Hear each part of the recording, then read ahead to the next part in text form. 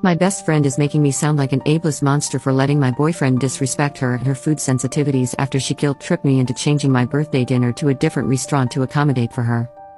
My 27F close friend, 25F, has a lot of food sensitivities. She can't eat red meat, dairy, corn, beans, and a bunch of other things.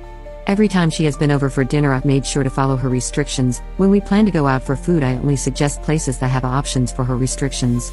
However, when we go out to eat, she usually orders things that she says she isn't able to eat: mac and cheese, burgers, etc. Despite always bringing up that she has these food restrictions, she rarely follows them.